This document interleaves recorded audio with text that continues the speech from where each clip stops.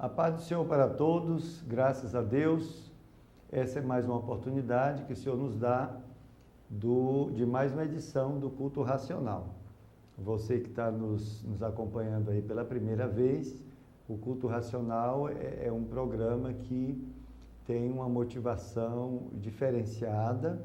Assim, nós pretendemos sempre trazer discussões importantes sobre temas que às vezes são angustiantes, temas que tornam a fé às vezes questionável, temas que às vezes têm afligido a fé e algumas comunidades, e temas que são até evitados em certas, nas nossas comunidades de uma forma geral, mas aqui nós trazemos esses temas e dentro das nossas limitações nós pretendemos trazer uma resposta, né, da palavra do Senhor, da palavra de Deus, das Santas Escrituras, a estas questões, né, relacionadas com tais temas. E esse programa vem avançando aí já há vários meses. Chegamos a discutir a desconstrução da fé que está acontecendo nessa nação e nós identificamos fatores internos e fatores externos. Então, discutimos fatores internos, tais como certas teologias, como a teologia da prosperidade, que desmonta a fé, torna a fé materialista, e nós discutimos aqui exaustivamente essa questão, à luz da palavra de Deus, e depois nós migramos para discussões sobre fatores externos que afetam a fé. E aí entramos num problema assim, bastante atual, né, entre nós, essa grande discussão aí das leis, né, da questão da homofobia, esse problema sério envolvendo evangélicos e a mídia toda aí encarregada de fazer suas levantamentos de reportagens convenientes, inclusive, e nós identificamos no meio de tudo isso que há um ataque direto à fé cristã e praticamente uma perseguição religiosa está se formando aqui no Brasil, né? E o carro-chefe aí é esse movimento homossexual que, por trás do discurso de um direito que eles acham que tem, termina a imprensa abraçando isso, né? A elite, vamos dizer assim, a elite pensante, né? Abraçando essa ideia. E o governo financiando isto, de maneira que a população brasileira hoje está se sentindo doutrinada sobre essa questão. Além disso, leis que eles querem aprovar que ferem outros direitos já adquiridos da sociedade. Por exemplo, direito de livre expressão, né, da nossa fé, da expressão religiosa, e que hoje a gente está se sentindo cerceado desse direito, querem tapar a nossa boca, e nós estamos aqui para mostrar à luz da palavra de Deus como essas coisas são. Nós mostramos, inclusive, que a homofobia, ela é pecado sim, porque nós defendemos a ideia de que se alguém, seja quem for, venha maltratar um ser humano só porque ele tem uma opção, nós não chamamos de orientação sexual, mas uma opção sexual diferente, e maltratar essa pessoa, isso é anticristão, né? Suprimir direitos dessa pessoa, isso não é correto, e nós entendemos que isso é pecado sim, se a homofobia está sendo definida dessa forma. Contudo, nós defendemos também preceitos, né? Nós dizemos que amamos os homossexuais como amamos qualquer pessoa, assim como Deus também, mas a palavra de Deus já nos disse, já nos revelou que a prática homossexual é pecado E nós defendemos isso. E até morremos em defender, né, os preceitos que a palavra de Deus estabeleceu. Nós não abrimos mão disso, mas queremos explicar que isso para nós não é homofobia, porque a gente fala do pecado e a Bíblia lista, né, diversos pecados. Não estou dizendo que o pecado homossexual é diferente do pecado heterossexual, não estou dizendo isso. O que eu estou dizendo é que a prática, segundo a palavra de Deus, é pecado. Nós defendemos isso, mas não desprezamos, não atacamos, não maltratamos, né, os homossexuais. Além disso, nós fazemos diferença bastante clara entre homossexuais e ativistas do movimento homossexual no Brasil, que são aquelas pessoas politicamente organizadas, líderes de certas organizações, que dizem atender os interesses dos homossexuais, mas que a gente percebe também que estão usando os homossexuais, né? Usando essa causa, essa bandeira, inclusive, para mamar, né, o dinheiro público através de projetos, etc. Então, nos últimos dias, a gente esteve discutindo aqui uma questão mais ampla. Que questão foi essa? A questão de que há um entendimento do grupo chamado Clube dos Bilionários, que querem, a qualquer custo, despopularizar, né, o mundo. Eles querem reduzir a população mundial e, por conta disso, influenciam instituições governamentais e não governamentais, criam instituições, inclusive, para levantando certas bandeiras para alcançar esse objetivo. Nós mostramos isso, trouxemos aqui vídeos de cientistas especializados nessa questão, discutimos isso aqui e mostramos, por exemplo, que a bandeira do aborto, a bandeira abortista no mundo todo, faz parte dessa campanha de reduzir a população mundial. A agenda gay mundial também faz parte dessa campanha, e assim vai, né? As diversas campanhas relacionadas e correlacionadas. Identificamos, inclusive, lobbies feitos até aqui no Brasil, dessas grandes instituições aí, injetando recurso, dinheiro internacional, para que certos deputados façam certos projetos, e hoje a população brasileira está nessa pressão para aceitar certas coisas que nós entendemos, né, que é uma pressão contra a igreja, contra a família. A mídia se encarrega de fazer seus programas de televisão, novela, para desmontar, destruir os valores sagrados da família, e nós abominamos isso. Então, no momento estamos discutindo essa questão, e nas últimas semanas a gente trouxe aqui um documento que está sendo entregue às autoridades, e está na internet disponível para todo mundo ver, um documento feito por um repórter importante, chamado Júlio Severo. Ele mora nos Estados Unidos, e esse documento é uma denúncia contra abusos ilícitos do movimento homossexual brasileiro. A gente já vem mostrando esse documento, cada vez a gente mostra parte dele, mostrando que esses líderes dessas ONGs de defesa aos direitos homossexuais foram as pessoas que participaram da criação do programa Brasil Sem Homofobia, e essas mesmas pessoas estabeleceram as regras, e depois elas mesmas fazem seus projetos, e atendendo essas regras, e com esses projetos captaram recursos, né, e muito dinheiro do governo federal para pagar lá as suas despesas, o que for, muito dinheiro. E para piorar a situação, nós vimos também que há muita jogada, né, assim, desonesta da parte de alguns deles, e a gente viu também que há inadimplência, que significa que eles estão captando esses recursos e aplicando em coisas indevidas, em situações, em eventos ou o que for, gastando indevidamente. E o próprio site, né, do governo, aquele site de transparência, né, eu esqueço o nome dele todo, a gente vai ver hoje, ele mostra lá para todo mundo ver as instituições que captaram recursos, e está escrito inadimplente, né?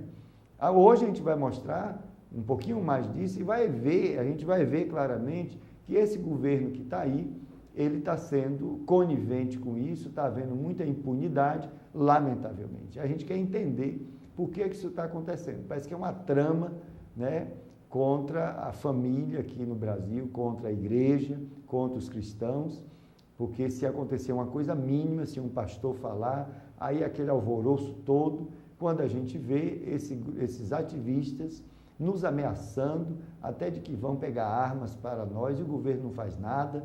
Eles, inclusive, chegam nas manifestações, desonram, manifestações, filmes, novelas, etc., desonrando os valores da família e os valores cristãos, e o governo não diz nada, a imprensa não diz nada, e eu quero saber se nós, que somos 34% só de evangélico, né? Porque há católicos também, 34% da população, se não temos direito. A gente está em todo o programa aqui perguntando à senhora, a presidenta Dilma, se nós não temos direitos também, já que vocês levantaram a bandeira do movimento gay nesse país e querem forçar a barra, né, para a população brasileira ter que se dobrar a essa ditadura. Nós não aceitamos isso e estamos aqui exercendo o nosso direito de liberdade de expressão garantido na Constituição.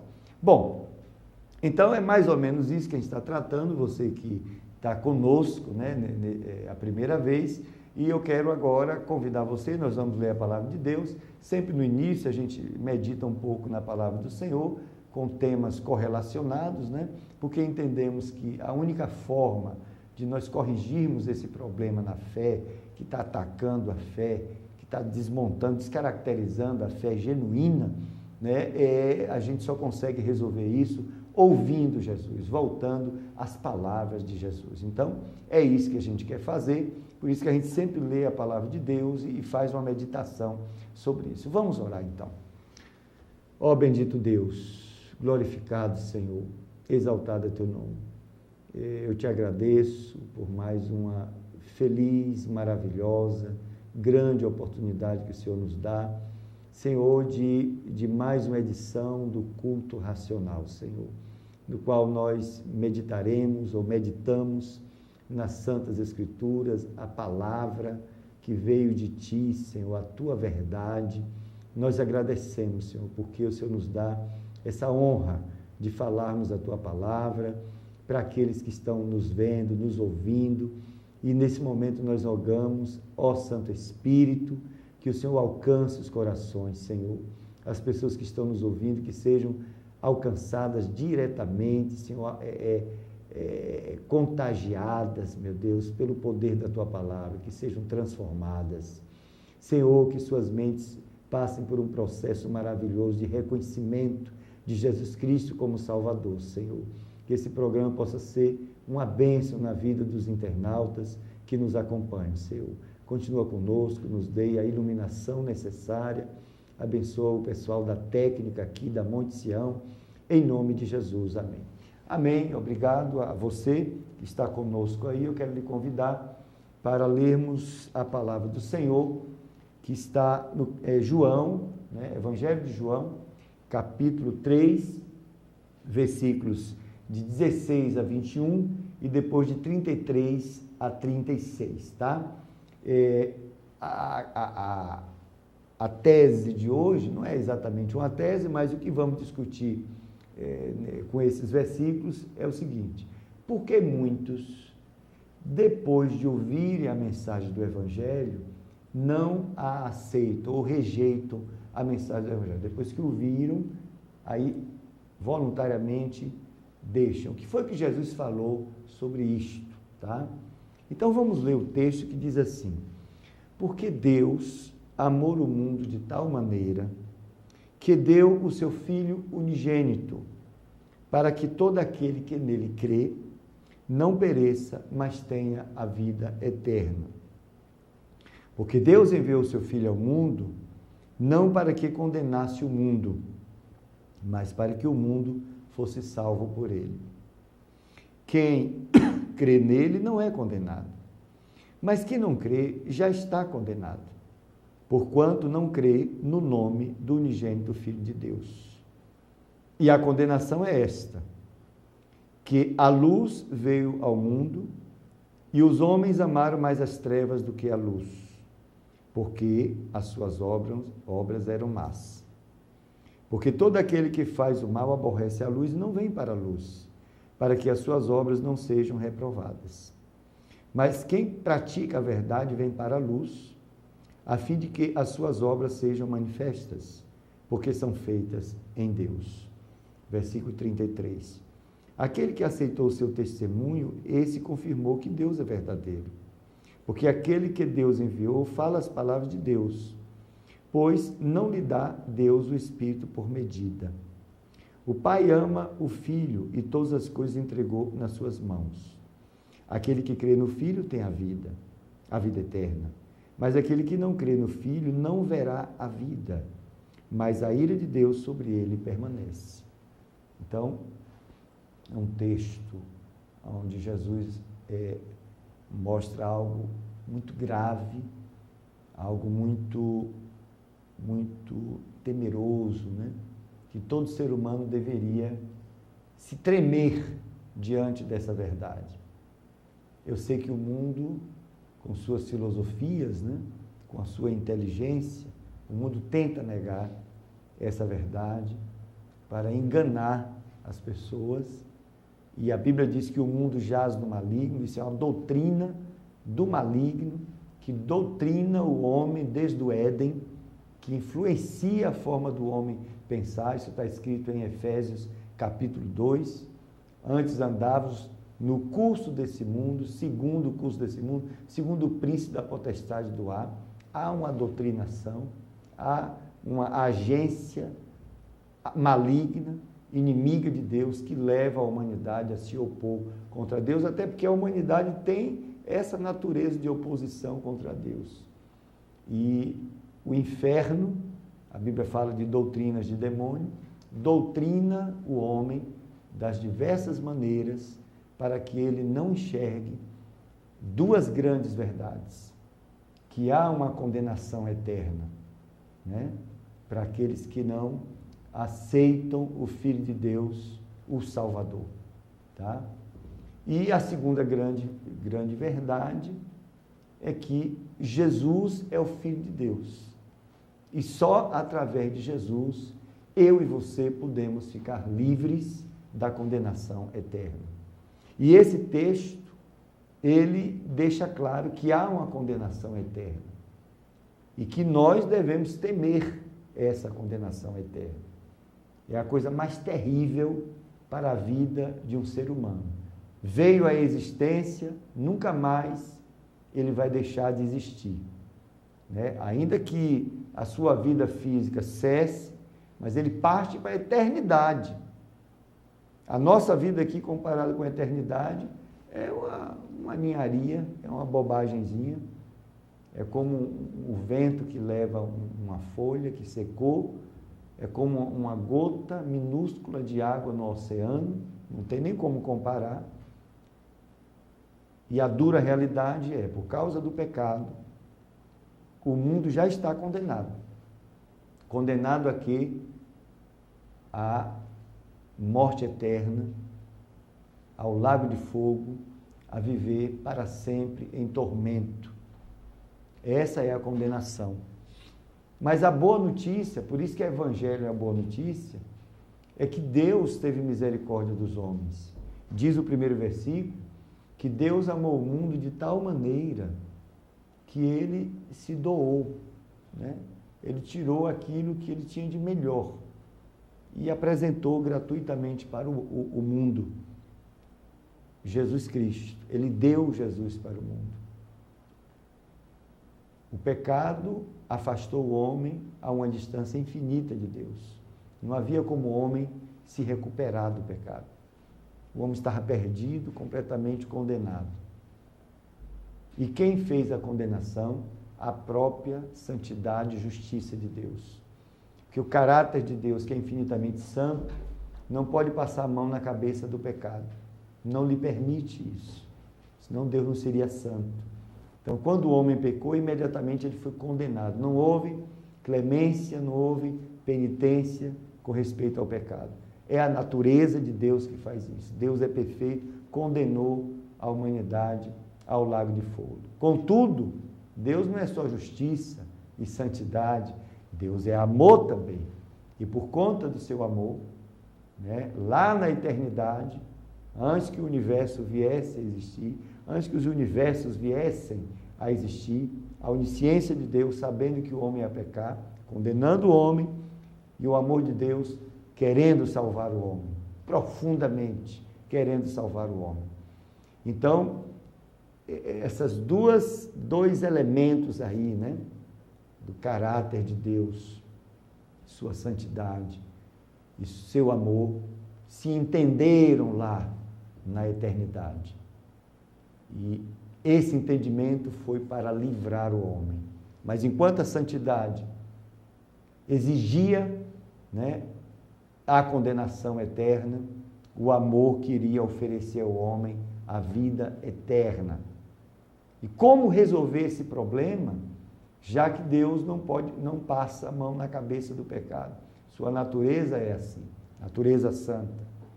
Então, como resolver, como salvar o homem e Deus continuar sendo justo, não é? Porque se ele passar a mão na cabeça do pecado, ele seria injusto, salvando o homem, né? Como resolver esse problema? Uma pessoa da Trindade, segunda pessoa da Trindade, se oferece voluntariamente como substituto. Esse problema é resolvido com a figura eterna do substituto. Esse substituto chama-se Jesus Cristo, que Deus enviou o homem. Para quê? Para assumir o meu lugar e o seu lugar na cruz do Calvário, que era onde estava toda a maldição, toda a condenação. E Jesus, ele assume todos os nossos pecados. E, portanto, todas as consequências do pecado, todas as condenações que a santidade de Deus havia estabelecido, todas as maldições, a Bíblia diz que ele assumiu as nossas maldições na cruz do Calvário. E foi através de Jesus Cristo que o Senhor perdoou os homens. É através dele, de Jesus Cristo, que nós chegamos até a Deus, e é através dele que nós temos a vida eterna. Essa é uma verdade que as pessoas, acreditando ou não, é uma verdade revelada. E Deus vai julgar o mundo através da sua palavra, através daquilo que ele mesmo já mostrou de antemão através dos seus filhos aqui na terra. E a Bíblia diz que Deus amou o mundo de tal maneira que enviou o seu Filho unigênito, para que todo aquele que nele crê não pereça, mas tenha a vida eterna. Uma vida eterna que não depende dos meus méritos, mas dos méritos do próprio Jesus Cristo. Se hoje eu posso dizer que se eu morrer agora eu tenho vida eterna, nada tem a ver comigo. Eu não fiz nada, não conquistei isso. Foi Jesus que conquistou para mim a vida eterna, porque ele foi o meu substituto. Quem foi que pagou isso? O amor de Deus. Então, através desse ato do Senhor Deus, o dano que o pecado causa à humanidade é removido, mas o dano que o pecado causa ao próprio Deus não foi removido. Deus teve que dar o seu Filho, não há como nós compensarmos, né, esse dano que foi causado no próprio Deus, por nossa causa. E a salvação é gratuita, não há como nós pagarmos. Nós cremos no Senhor Jesus, arrependemos-nos dos nossos pecados e Ele nos aceita, né, perdoa os nossos pecados, faz uma obra maravilhosa, nascemos de novo, o Espírito de Deus vem morar em nossas vidas. Isso já é, né, a vida eterna acontecendo em nós, a vida do próprio Deus em nós. Isso é vida eterna. E quando sairmos daqui, nós vamos estar para sempre com o Senhor, num estado glorioso, como diz a Bíblia. Essa é a mensagem do Evangelho. Clara, simples. Mas o que é que acontece? Há uma agência contrária a tudo isso, que quer manter a humanidade sob uma cegueira. A Bíblia diz que o príncipe desse mundo cega o entendimento, não é as emoções, o entendimento dos que não creem, para que não resplandeça sobre eles a luz do Evangelho de Cristo. Não é do interesse do inimigo de Deus que a humanidade se converta. Então, lança-se uma campanha de engano, de engodo, né, desde o início da humanidade, sobre ela, para que ela se mantenha enganada com as aparências e rejeite a mensagem do Evangelho. Então, muitos tentando se esconder, né, dos seus temores. Há um temor na alma do homem, há um temor, né, no espírito do homem, e isso porque essas entidades, a alma e o espírito, percebem o peso do pecado. E as pessoas ficam tentando se livrar disso, enquanto o maligno vai cegando elas, mas elas percebem que há algo em si que está em aflição. E não adianta fazer pensamento positivo, fazer meditações, etc., se auto-convencer, porque lá no fundo, essa raiz está lá, né, que perturba, que clama por uma salvação.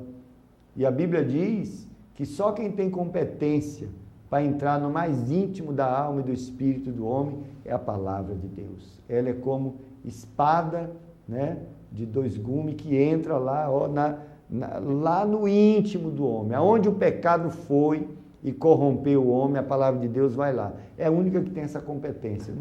Não são filosofias, né, autoconvencimento, meditações, né, que vão chegar lá. A única solução para o pecado do homem é a cruz de Jesus Cristo, né? É o sacrifício de Jesus na cruz do Calvário, que Deus ofereceu gratuitamente para toda a humanidade. Então, as pessoas, para fugirem dos seus temores, elas se escondem, né? Elas colocam sua fé, observe, colocam sua fé nas boas obras. Não, vou fazer boas obras aqui, as pessoas ficam sabendo, o próprio Deus vai ver eu fazendo boas obras, de repente, né, essas obras aqui vão me dar um lugarzinho lá, Deus vai ver que eu sou uma pessoa boa e por isso eu vou, né? As pessoas se enganam com essa ideia. As nossas obras não são maiores do que o sacrifício do Filho Santo do Deus Altíssimo, né? Jesus diz: eu sou o caminho, a verdade e a vida. Ninguém vem ao Pai a não ser por mim, tá? As pessoas se enganam, colocam sua fé nas suas habilidades, nas suas competências, né? Nas suas carreiras, né? Se sentem orgulhosas, né? A gente que trabalha na universidade, no meio acadêmico, no meio científico, a gente vê pessoas quase explodindo de orgulho, né? Publicou seus artigos, viaja para congressos internacionais, tem plateias lhe aplaudindo, e elas se enganam. Não são esses aplausos, não são os nossos artigos publicados eu sou físico, né? Um artigo publicado na Physical Review Letters, que é a revista mais, digamos assim, avançada, né, em termos de qualidade. É muito bom você ter um artigo lá para a comunidade científica, ou então na Nature, e assim vai.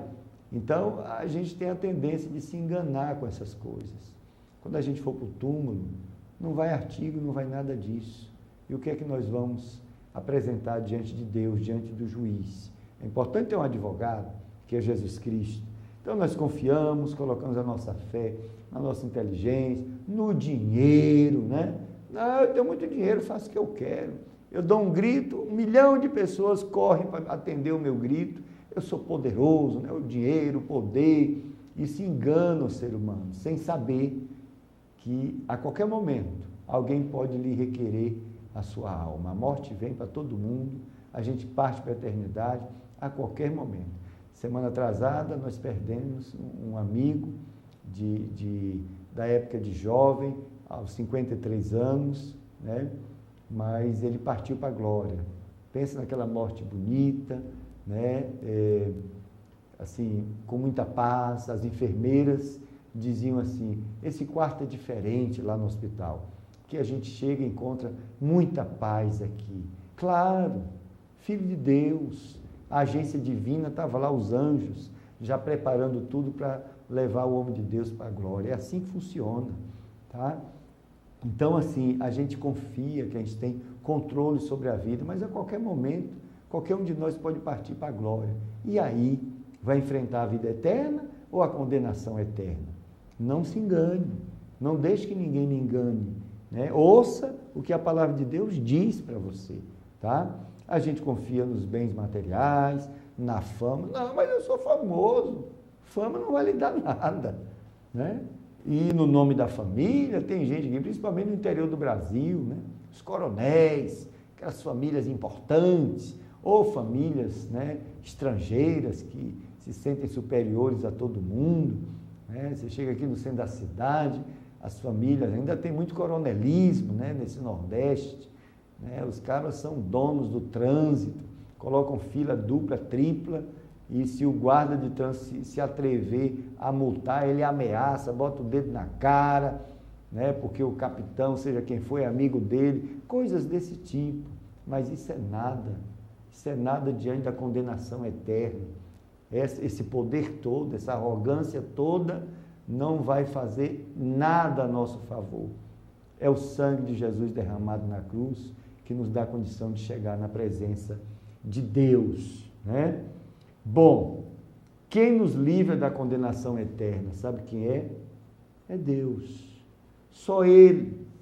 Outros não querem ser transformados quando ouvem a palavra de Deus e se sentem, por outro lado, ameaçados, né? Confrontados pelo desejo de servir a Deus, que vê na vida de um penitente, né? Às vezes as pessoas se sentem confrontadas, ameaçadas, só diante de alguém que declara sua fé em Cristo Jesus. Isso está acontecendo, acontece toda hora, acontece no Brasil. Somos criticados, né?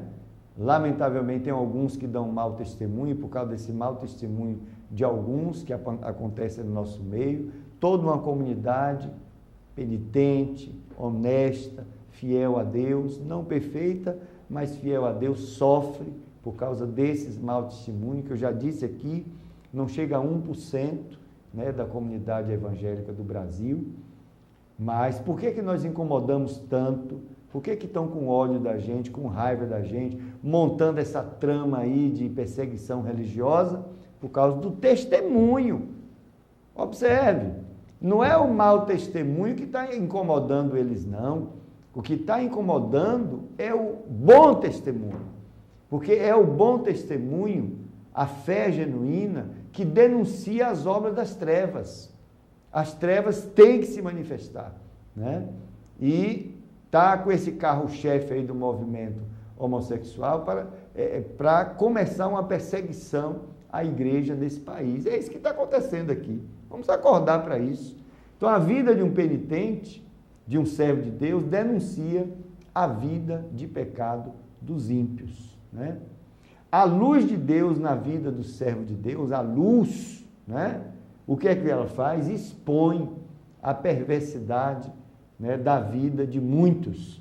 Daí que surge esse ódio todo. Se você for olhar nos dias de hoje, há um ódio, não é mais escondido, não, revelado contra o cristianismo nesse mundo. Entendeu? Há um ódio claro quando você vê qualquer aberração que acontece nas notícias do mundo, eles colocam logo a opinião da igreja, ridicularizando a opinião da igreja. Prefere ficar do lado, né, do pecado a ter que dar razão, né, a ouvir a voz da igreja do Senhor Jesus. O mundo está assim. A perseguição está começando, particularmente aqui no Brasil, ela já existe, né, no mundo. Hoje, segundo o site de Portas Abertas, nós temos mais de 200 mil pessoas, cristãos, morrendo por ano no mundo por causa da sua fé, tá?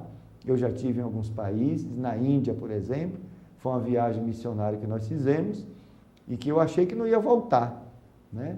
Exatamente porque lá eles trancam as igrejas durante o culto por fora, ficam com metralhadora, queimam os irmãos, né? Na África acontece isso, país do leste europeu, Oriente Médio, muita gente está morrendo por causa da sua fé, né?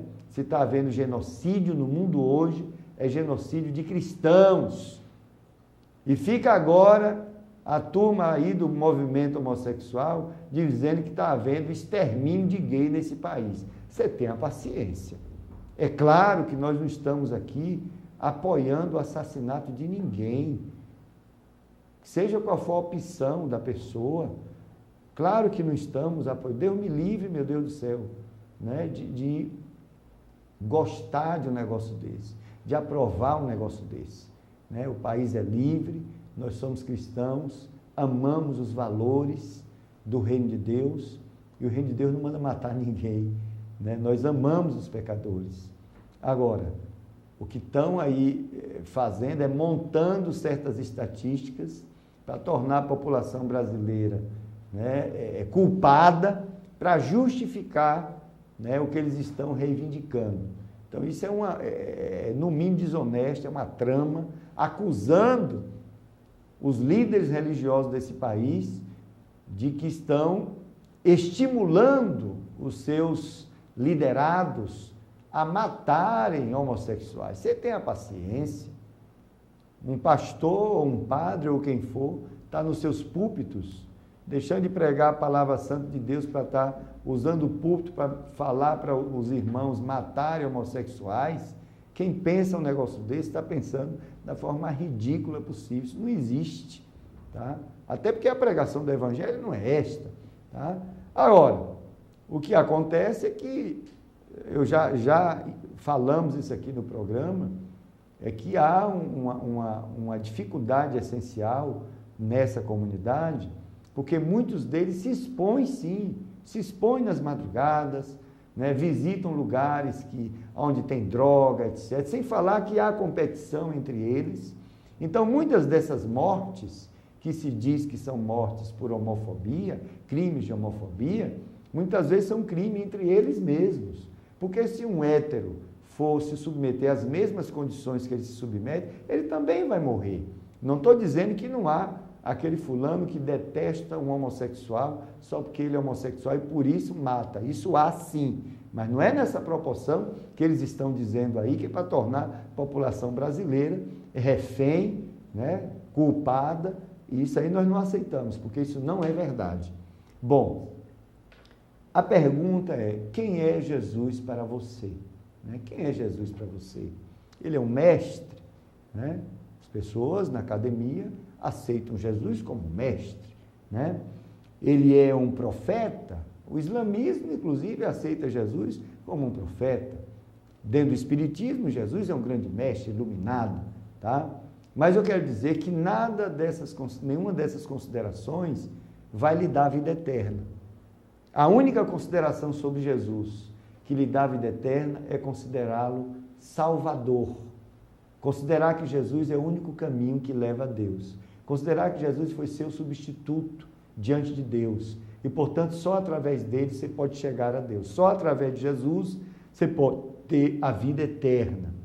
Apenas admirar Jesus não lhe dá nada. Jesus não está à procura de admiradores. Ele está à procura, clama por isso, né, de pecadores arrependidos, porque ele quer salvar o pecador, né? E ele foi o único que pagou o preço diante de Deus. Bom, então, eu vou encerrar aqui essa meditação, porque eu estou no dever de continuar apresentando aquele documento. Depois, se houver tempo, eu gostaria de abrir um espaço no programa para a gente falar do Mais Médicos, né? Esse projeto aí do governo Dilma, que é a maior falácia, o maior engodo que tem, mas se a gente não conseguir falar hoje, no próximo programa a gente vai estar abrindo com isso, e não vamos perder a agenda, viu? A nossa agenda foi falar da controle populacional, depois falamos de aborto exaustivamente, agora a gente está falando do casamento gay, abrimos esse espaço sobre essa denúncia, mas vamos continuar falando do casamento gay.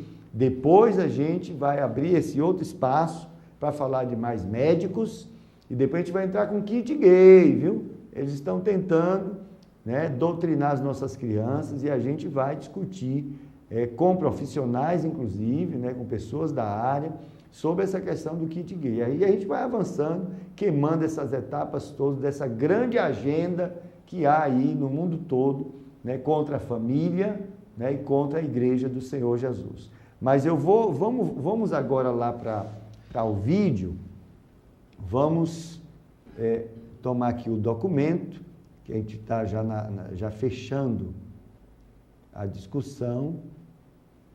Conseguimos aí?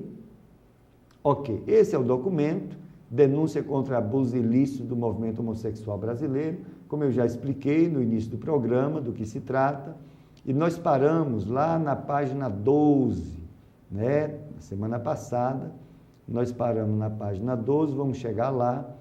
Aqui são todas tabelas e documentos mostrados, está disponível esse documento, coloque esse título na internet, você pode puxar esse documento para você, isso não é coisa que nós inventamos não, né? É coisa que está aí disponível para todo mundo, e a gente está trazendo para o programa, para a gente ser justo, né? Porque eles acusam os pastores de corruptos, etc.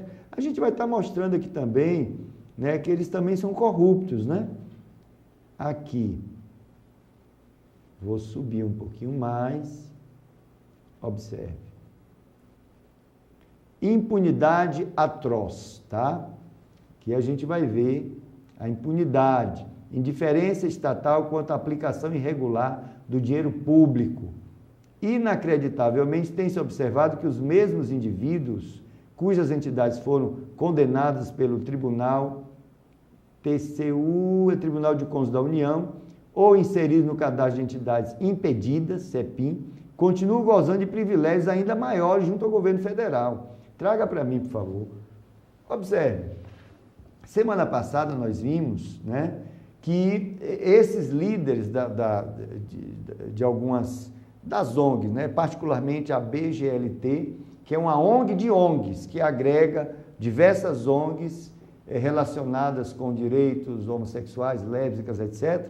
Esses líderes, quando foram impedidos, né, de continuar bebendo do governo do dinheiro público, por quê? Porque se tornaram inadimplentes, foi o que eles fizeram.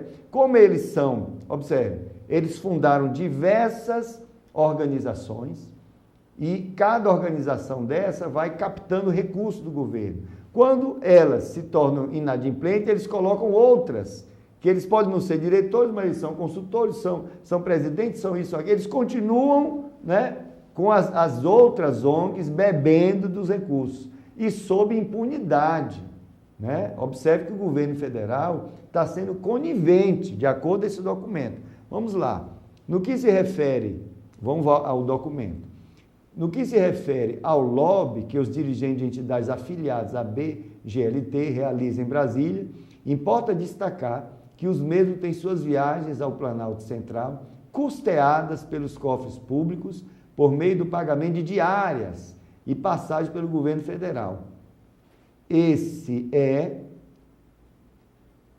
o caso, por exemplo, do senhor Caio Fábio Varela, do senhor Léo Mendes, senhor Tony Reis, Davi Arade, Carlos Magno, Gustavo Bernardes, entre outros.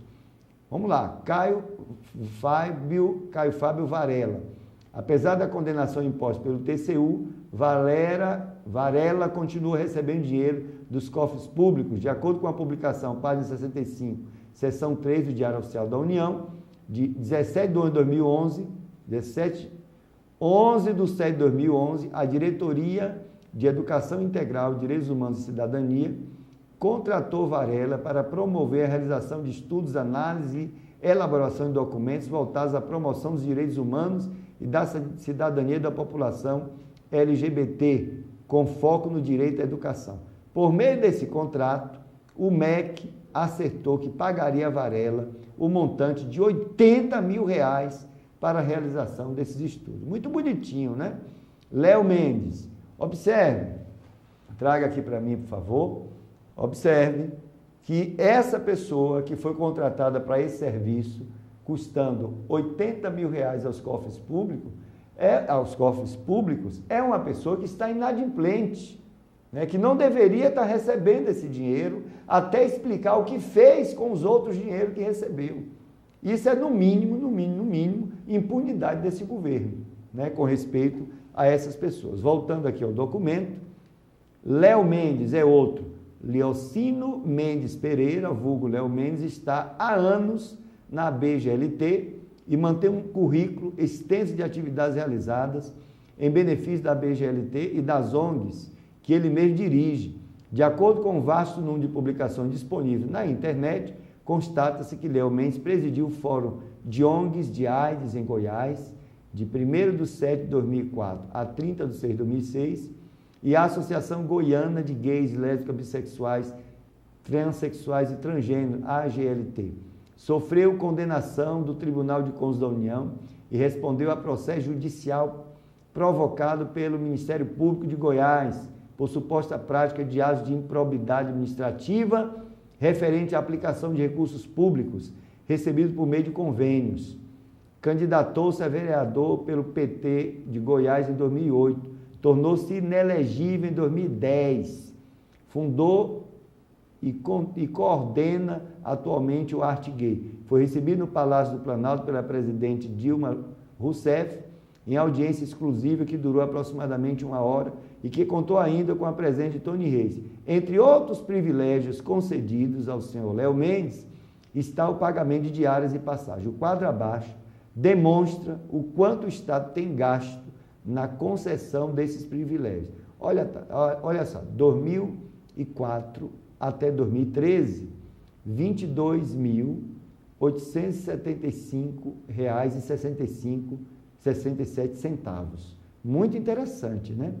Tantos privilégios concedidos ao senhor Léo Mendes parecem inexplicáveis quando se observam os dados do CEPIM, os quais atestam irregularidades na prestação de contas da AGLT no período em que ele respondia pela entidade. Observe, Presidência da República, etc., 72.319/10/2006.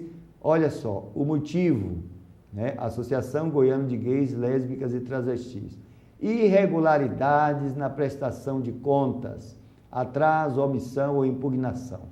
Outro, 58.075, ali está o número dos processos, né? 58.075, de 8/2/2006, instauração do TCE. Mais ainda, Associação Goiana de Gays, Lésbicas, etc. 44.220, 21/12/2006, irregularidade na prestação de contas. 10.000, 13/7/2005, instauração de TCE. 20.000, 9/10/2006, irregularidade, etc.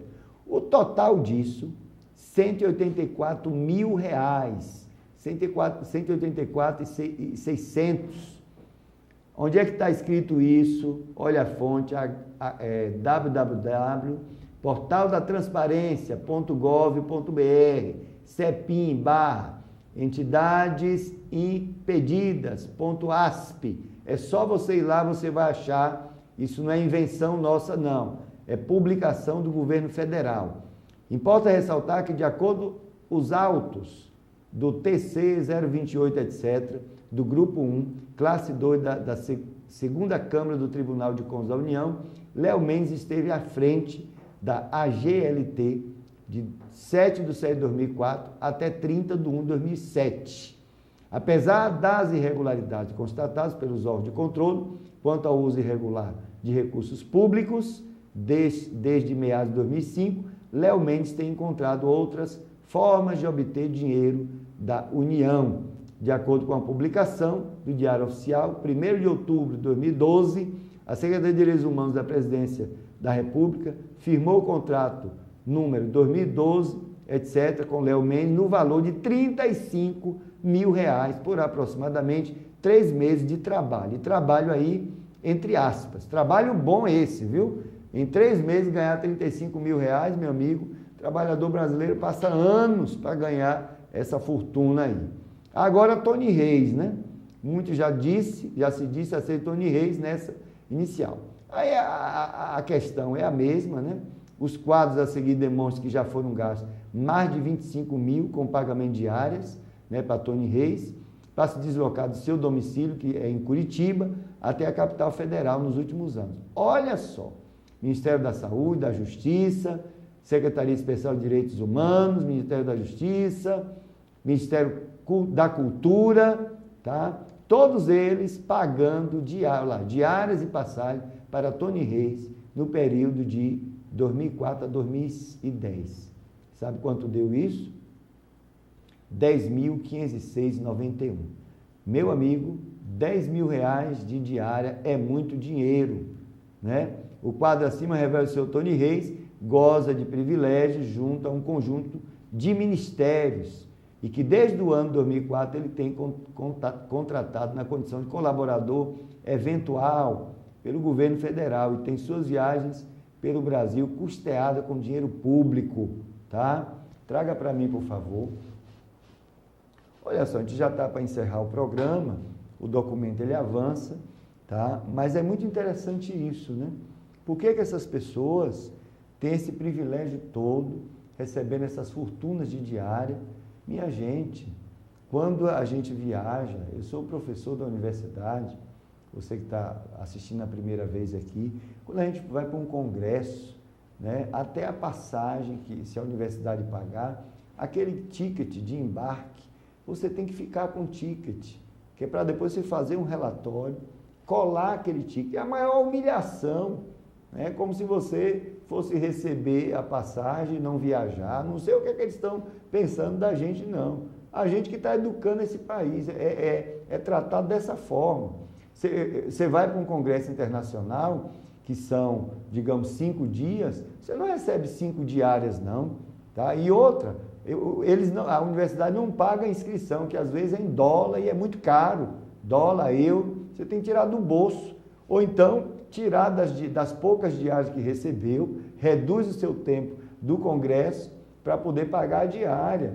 Quer dizer, e a gente sofre a diária de um professor, uma diária internacional, né? Eu não lembro exatamente, mas não é essa fortuna que está aqui, não. E agora esse privilégio todo, olha quantos ministérios tem esse senhor, né, como colaborador eventual, olha o nome colaborador eventual, que capta esse recurso todo, só de diária R$10.600, minha gente. Tenha paciência. Vamos voltar lá, para a gente fechar essa. O quadro a seguir revela o caráter contínuo dos benefícios do senhor Tony Reis, aufere junto aos órgãos federais e evidencia que esses privilégios continuam a ser concedidos ao militante LGBT. Olha o quadro aqui, com as diversas concessões, tá? Olha quanto deu, 17.434. Muito interessante.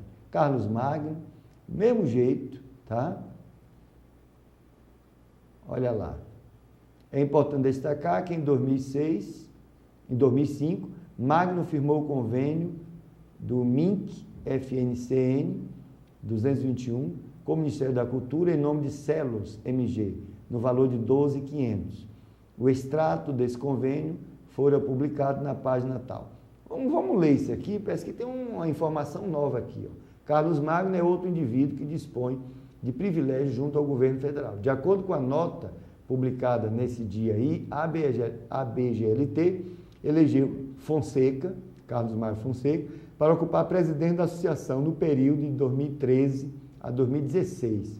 Segundo essa nota, Magno esteve filiado ao Partido dos Trabalhadores desde 1988. Deixou o PT e filiou-se ao Partido Socialista dos Trabalhadores Unificados em 96. Em 2008, fundou o Centro de Luta pela Livre Orientação Sexual de Minas Gerais, CELOS.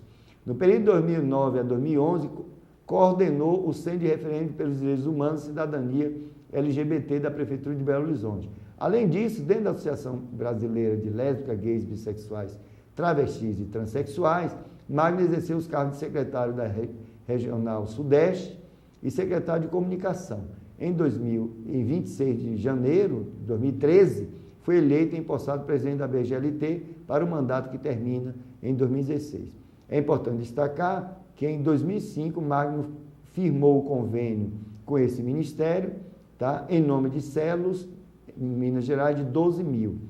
O extrato desse convênio, publicado nessa página aí, vamos ver o que aqui diz. Em 31 de 2 de 2007, por meio do convênio desse número, né, Celos recebeu 31.880.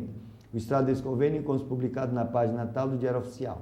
Após algum tempo firmado convênios e obtendo dinheiro público do Fundo Nacional da Cultura, Magno foi nomeado para compor um grupo estratégico que orienta a gestão dos recursos disponíveis nesse fundo.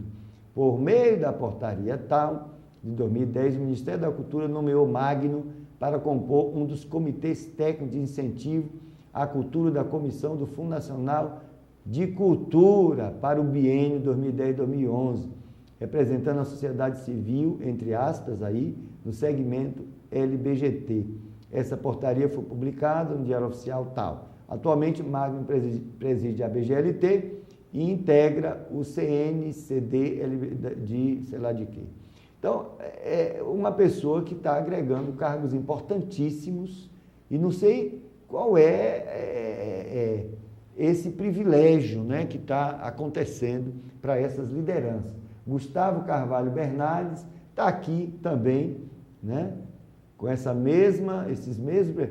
Encontra-se exercendo o cargo de coordenador geral na Secretaria Nacional de Direitos Humanos da Presidência da República, apesar de sua ex-ONG figurar no cadastro de entidades sem fins lucrativos impedidas, né? O fulano está inadimplente, mas ele é coordenador geral da Secretaria Nacional, etc. Gustavo Carvalho Bernardes exerce tanto o cargo de coordenador geral quanto de presidente desse conselho aí, ambos da SNDH do Paraná. Ó quanto de dinheiro aqui. Grupo Somos Comunicação, Saúde e Sexualidade, né? Sob a responsabilidade dele, R$ 1.406.952,38. Chama a atenção o fato de que, apesar de haver recebido aproximadamente R$ 1.500.000 em 6 anos, por meio de repasses regulares e crescentes, o Grupo Somos tenha publicado em diversos sites na internet em janeiro que estaria fechando as portas por falta de recursos. Tenha paciência, meu amigo.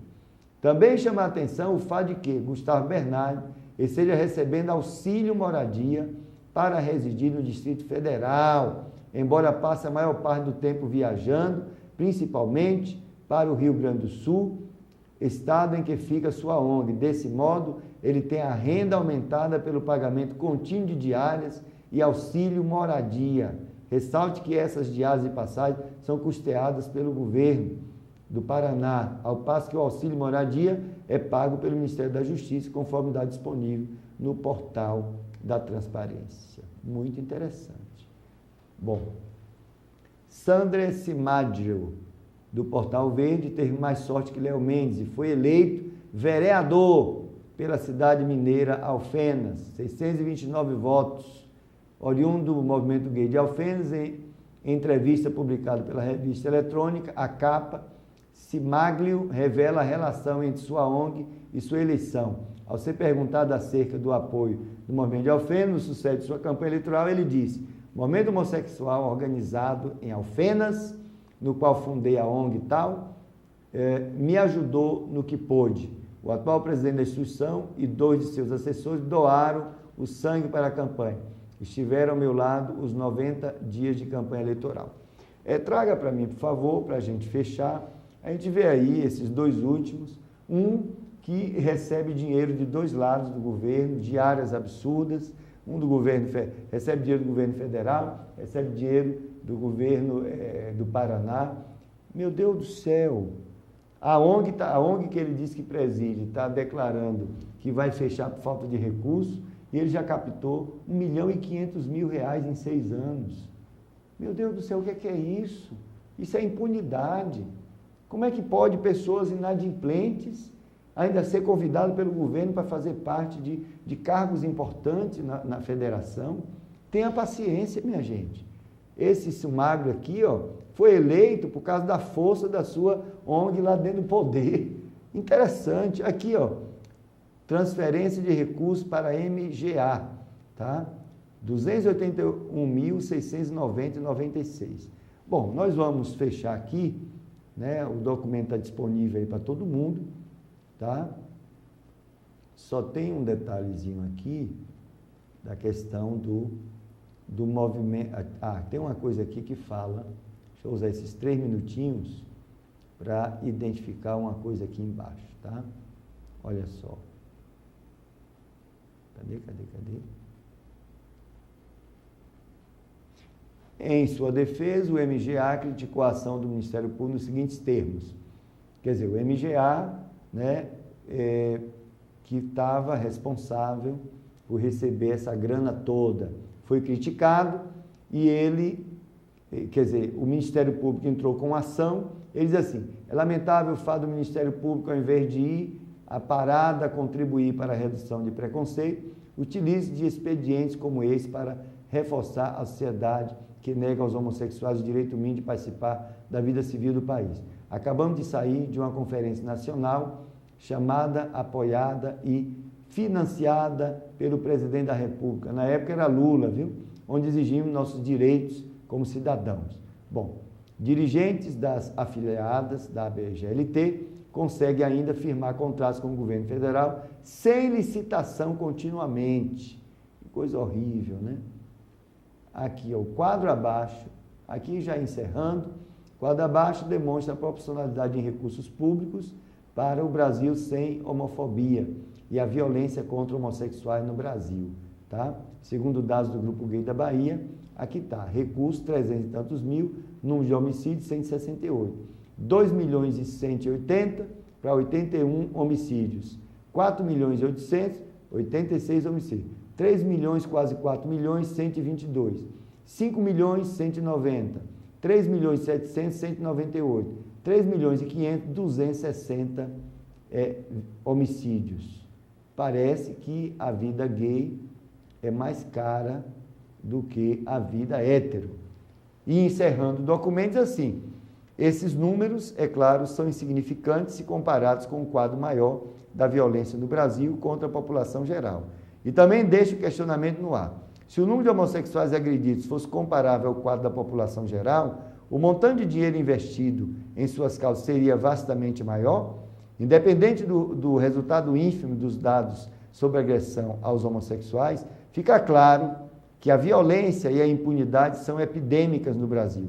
O que não está tão claro é como uma estatística pequena de violência entre homossexuais sobressai tanto a ponto de obter atenção especial e recursos públicos num contexto onde a população total do Brasil sofre violência em grande escala todos os dias, tá? Então esse não vou ler as considerações finais, pode ficar para a próxima semana, meu tempo acabou, eu estou abusando aí do tempo da Monte Sião, mas eu quero encerrar com oração. Meu Deus, eu quero te dar graças, Senhor, porque o Senhor nos esclarece com a verdade, Senhor. Eu quero pedir a tua bênção sobre os internautas, que eles sejam profundamente abençoados, esclarecidos e que reconheçam Jesus como Salvador, Senhor. Seja conosco, tenha misericórdia do Brasil. Agradecemos em nome de Jesus. Amém. Até a próxima semana. Vamos continuar um pouquinho esse tema e falar do Mais Brasil, tá? Deus abençoe e obrigado por você estar conosco.